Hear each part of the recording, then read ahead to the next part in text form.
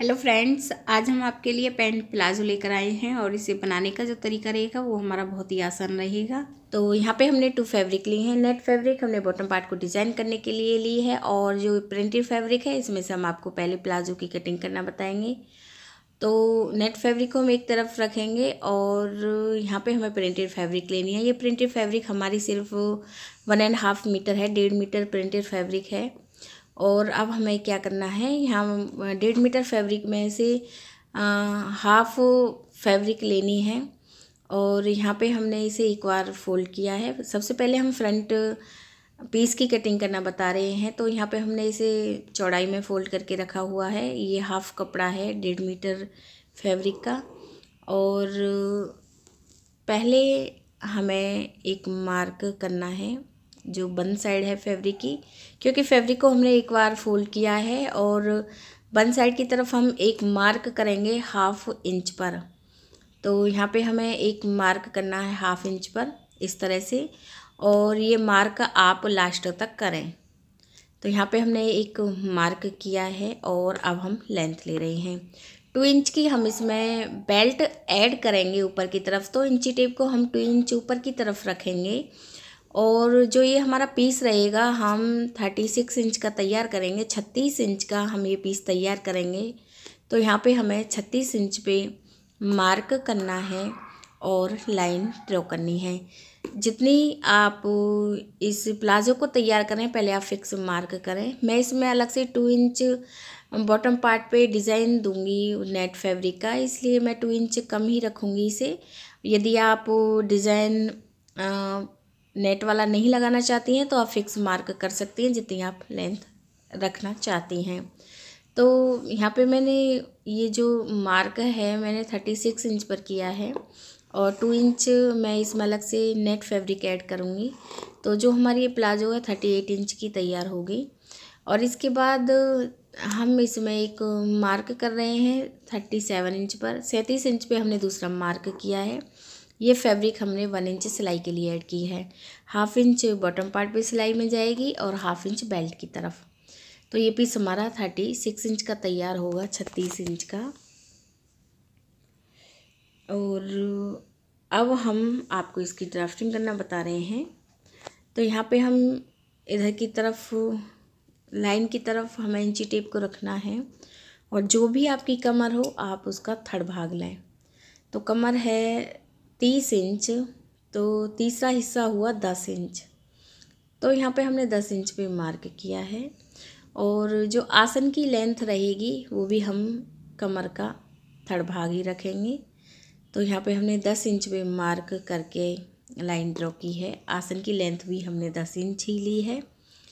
और यहाँ पे हम ये जो 10 इंच तो हमारे कमर का थर्ड भाग हो गया और 2 इंच फैब्रिक और हम बाहर की तरफ ऐड कर रहे हैं। तो यहाँ पे हमने 12 इंच पे मार्क किया है और 1.5 इंच पे हमें आसन की गोलाई करनी है। तो यहाँ पे हमने ये गोलाई की है और इसके बाद अब हम इंची टेप को फिर 2 इंच ऊपर की तरफ रखेंगे बेल्ट के लिए। और यहाँ पे हमें नी का मार्क करना है, वो हम 18 या 19 इंच पर करते हैं। तो ये मार्क मैं 19 इंच पर कर रही हूँ। और यहाँ का जो भी मेजरमेंट हो पहले आप लाइन ड्रॉ करें। और यहाँ पे हमने ये लाइन ड्रॉ की है। इसके बाद जो नी का मेजरमेंट है पहले आप इस आसन वाली लाइन को भी ड्रॉ कर लें। और नी की जो भी गोलाई हो, जैसे कि वो हमारी 16 इंच है, तो यहाँ पे हम 8 इंच पे मार्क करेंगे क्योंकि फैब्रिक हमारी एक बार फोल्ड है तो हम दूसरा हिस्सा ही रखेंगे। तो यहाँ पे हम 8 इंच पे मार्क करेंगे। यदि आप लूज रखना चाहती हैं रख सकती हैं। ये मैं फिटिंग वाली प्लाजो बना रही हूँ जिसे हम बेल बॉटम प्लाजो भी बोलते हैं। और यहाँ पे जो हम बॉटम पार्ट रखेंगे वो हम 11 इंच रखेंगे, 11 इंच। तो यहाँ पे हम बॉटम पार्ट 11 इंच रख रहे हैं तो हमें 11 इंच पर मार्क करना है। इसकी आप बॉटम पार्ट और भी अधिक रख सकती हैं। अब हमें ये फट्टी लेनी है और ऐसे इसकी गोलाई करनी है थोड़ी सी। अब हमें दूसरी तरफ गोलाई करनी है, तो दूसरी तरफ हम उस फट्टी से गोलाई नहीं करेंगे क्योंकि ये फिटिंग वाली प्लाजो है। तो आप पहले ऐसे लाइन ड्रॉ कर लें जो मार्क हमने किए हैं और फिर यहाँ से आसन की तरफ ये लाइन ड्रॉ कर लें। और यदि आप इसे सिंपल प्लाजो बनाना चाहती हैं तो जो ये तिरछी ये फट्टी होती है, इससे आप मार्क कर सकती हैं। देखिए आप दोबारा से ऐसे वो नी का मार्क देख लें क्योंकि हमने इधर की तरफ गोलाई की है।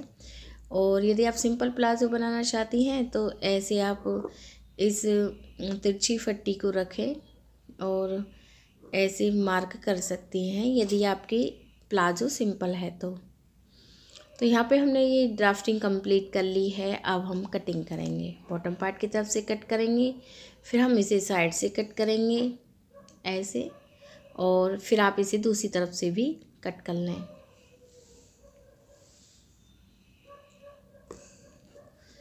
तो यहाँ पे जो फ्रंट पीस है इसकी कटिंग कंप्लीट हो गई है और अब हमें बैक पीस की कटिंग करनी है। तो बैक पीस के लिए हमें फैब्रिक लेनी है, जो हमारी बची हुई फैब्रिक है, और इस फैब्रिक को हमने एक बार फोल्ड किया हुआ है और जो हमने ये पीस कट किए हैं ये हम फैब्रिक के ऊपर रखेंगे और जो ऊपर का हिस्सा रहेगा आसन की तरफ से बैक पीस का 2 इंच अधिक होगा। और यदि आप ज़्यादा साइज़ की बनाना चाहती हैं तो ये आप 3 इंच तक रख सकती हैं। कम साइज़ की मैं 1.5 इंच तक रख सकती हैं, तो मैं यहाँ पे 2 इंच अधिक रखूँगी बैक पीस को आसन की तरफ से। तो मैंने 2 इंच ये फैब्रिक ऊपर की तरफ अधिक ली है और इसके बाद आसन की तरफ से ही सिर्फ 2 इंच लेंथ अधिक होगी फ्रंट पीस से और साइड से बराबर होगी, तो इसलिए हमें ऐसी तिरछी लाइन ड्रॉ करनी है। तो यहाँ पे आप इस तरह से तिरछी लाइन ड्रॉ कर सकती हैं और फिर हमें चौड़ाई भी अधिक लेनी है आसन की तरफ से। तो यहाँ पे हमने ये तिरछी लाइन ड्रॉ की है क्योंकि आसन की तरफ से हमने लेंथ अधिक ली है 2 इंच, और यहाँ पे हम ये आसन की चौड़ाई भी हम 2 इंच अधिक ले रहे हैं। तो 2 इंच पे मार्क करके अब हमें ऐसे सीधी लाइन ड्रॉ करनी है ऐसे। तो आप इस तरह से सीधी लाइन ड्रॉ कर लें और 1.5 इंच पर ही हमें गोलाई करनी है, पर ध्यान रखें ये हम 1.5 इंच तक ही करेंगे। यहाँ पे जो हम मार्क कर रहे हैं 1.5 इंच पर ही कर रहे हैं। फ्रंट पीस का हमने 2 इंच पे मार्क किया था, यहाँ पे हमने 1.5 इंच पे मार्क करके ऐसे 1.5 इंच पर ही हमने गोलाई की है।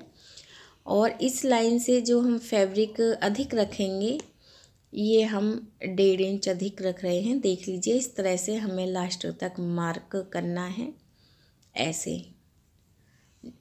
दूरी हमें 1.5 इंच ही रखनी है, 1.5 इंच, और ऐसे आप लाइन ड्रॉ कर लें। बॉटम पार्ट से हम इसे बराबर रखेंगे और साइड से भी हमें सेम इसे ऐसे ही रखना है।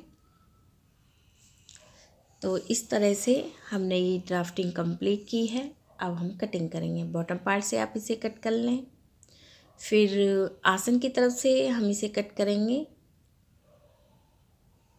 ऐसे, और इसके बाद हम इसे ऊपर की तरफ से कट करेंगे जो हमने तिरछी लाइन ड्रॉ की है, और आप इसे साइड से कट कर लें।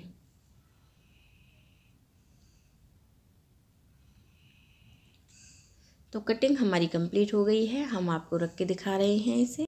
और प्लाजो की सिलाई मैं जल्दी ही अपलोड करूँगी। यदि फ्रेंड्स आपको हमारे वीडियो अच्छा लगा हो तो प्लीज़ हमारे चैनल को सब्सक्राइब करें। धन्यवाद।